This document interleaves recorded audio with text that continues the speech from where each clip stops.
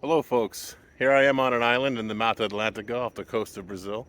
I'm taking a walk through the forest here in a protected area, looking for seeds and trees in distress, identifying plants as I go, and it's been quite the experience.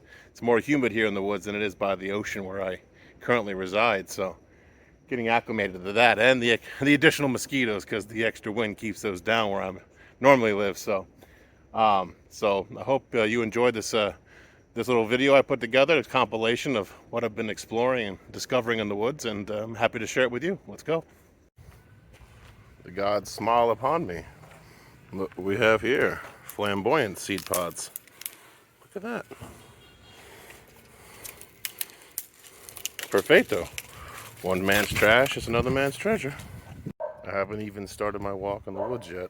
We have this beautiful inflorescence of the mother of millions plant. Very cool. Another quick find before I cross into the forest threshold is these Indian shad. This is a cool little flowering invasive, but definitely a horticulture thing they planted here on the sidewalk, but very cool. And here's the bridge you got to cross to get into the trail that goes to the forest, to the protected area, which is on the other side of that hill there. On the other side of that hill. We've got fish running down here and other creatures. Very cool. Here we have white ginger lily and blue ginger lily just chilling out here on the side of the trail.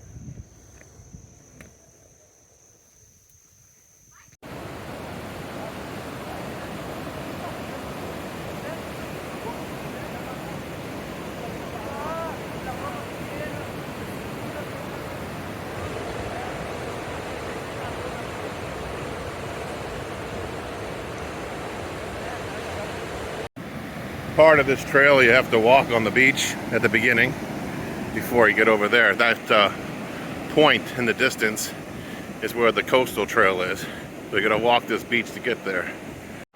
So the first thing I see once we get free of civilization, most of it anyway, is the Brazilian red cloak plant. Pretty cool. And here's our trail moving forward.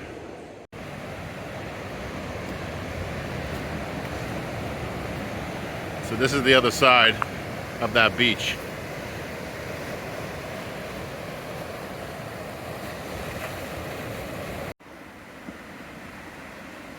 There's a better vantage point.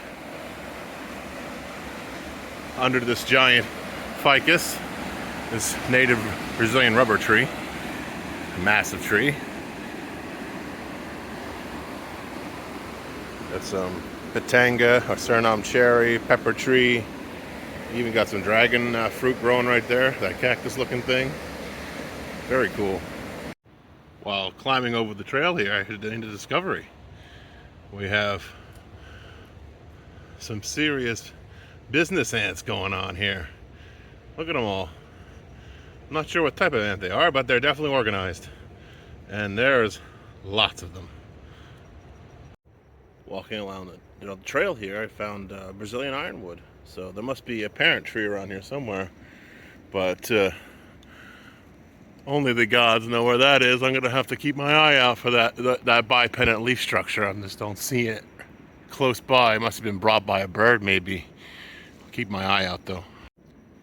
Well folks, made a monumental discovery. This vine here has the exact leaf of a tree that you've seen before.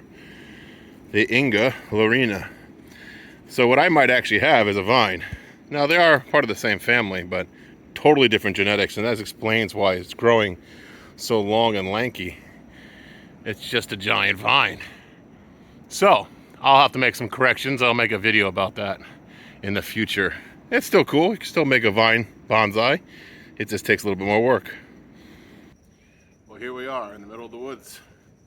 Figured it'd be a good time to take a break and talk to you all folks about who I am, what I do, and why I'm in Brazil in the South Atlantic. All good questions. Start with the easy one. During the pandemic, I came to Brazil for the first time to visit family I have here. I've never visited them before here in Brazil, so it was a good opportunity since, you know, the flights were empty and cheap to visit. So I did, and the first time I visited, I decided I liked Brazil, so I became a snowbird. I'd come here for the winters of Maine, which are, some of you know, are long, dark, and full of snow. And after 20 years of that, or more actually, I decided being in Brazil during the winter is good. So I have an extension of my business, which is the next part of my explanation. I'm a master blacksmith. I run an organization that's on 3 continents. We have, you know, 8 blacksmith shops, and it's my responsibility to administer those and schedule classes and quote work and, you know, all these things. I can do most of this remotely, but I do have these locations throughout the world I can do the work at, so it's not that big of a deal. So it enables me to be here half the year. About 2 years ago, I was walking through the public market here in Brazil, and I fell at a construction site, and I hurt my knee real bad, and I wasn't able to bend it. I almost lost it. I had an infection in there. I had to go to the hospital. I in and out of the hospital for months with a reoccurring infection and other things like that.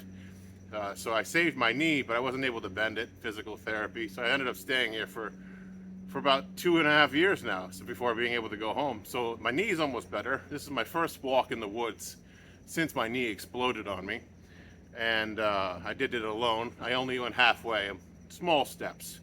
But I'm about ready to take the 8.5-hour flight home to North America to be able to take care of my business there, which I miss my family, and I do miss the people I work with and my clients. So it'll be nice to be able to start that process again. But in the meantime, I just started this YouTube channel that kind of showcases what I do for blacksmithing and my love of nature. And here I am sharing it with you. So I just want to explain that to you folks about who I am, what I'm doing, and this isn't just for likes.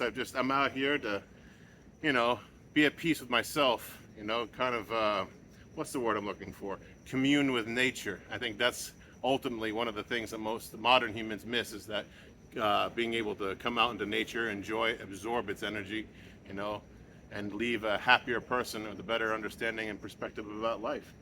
So thanks for hanging out with me and sharing these adventures with me, and sharing my love of plants and blacksmithing and all things history and culture and everything else we have in common. So I appreciate that. Damn mosquitoes are everywhere. It's crazy. We got the endemic bamboo mixed with the endemic ironwood. You can see which species grow first in the trail, the most hardy of the pioneer species. We got another ironwood down in there, hiding behind that grass. Wow. Well, continue down the trail. We have some more pau-ferro here, Brazilian ironwood mixed with sour root, bitter root. Both have bipennate leaf structure, so it's easy to get them confused. But the pau-ferro has got these spacings very much to ebony, the Dalbergia nigra, very similar to that. But there's lots in this trail, seedlings growing, which means there must be a mature tree up on the hill here somewhere. Even got little seedlings of Pitangueiras or Suriname cherries. And I believe we have hiding under this, I'm not sure what that is, that weed.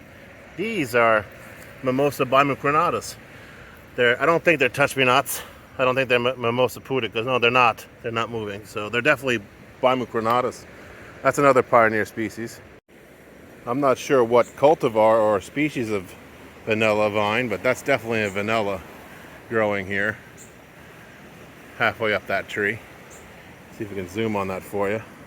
I can't get closer because of the cliff. Oh man. There we go. There's a nice close-up of the vanilla vine. Yeah, that's definitely the endemic vanilla, if I had to guess. Cool stuff. Here we have an endemic flower of Brazil called the Brazilian button. Very cool. I'll zoom on that for you. Very nice. Didn't see too many of those in the walk today. Here we have some pink bougainvillea, which is pretty rare. We'll grab some cuttings off that. Here in Brazil we have the tradition where it's a bad luck to ask permission if the tree is hanging in public space to take cuttings. I don't know. I learned this as a gringo, so I would still ask, but this is a public way. This isn't in the park. We should be all right.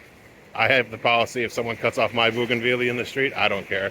You're doing me a favor, right? But on second thought, after looking at them, there's not enough woody branch to cut to make it a good cutting right now without taking a lot of the tree off. So I'm just going to leave it there for a few more months and come back later. Here we have a bird of paradise flower growing.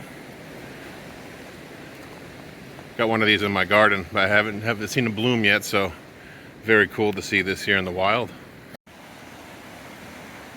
Here's an ancient ficus for you, Nigel. This thing is king of rubber trees. It's been here for a while. Look at that trunk. Nuts. Look at those air roots. What a tree. What a tree. Here we go, it's a screw pine. A Tahitian screw pine even. I've never seen the flowers on these before, the inflorescence. I'm assuming that's what this is. Maybe, is that a male flower? I don't know. Don't know anything about this tree, but isn't it an old one? Look at this thing. Wow. Crazy. Big one, big boy. Lots of flowers.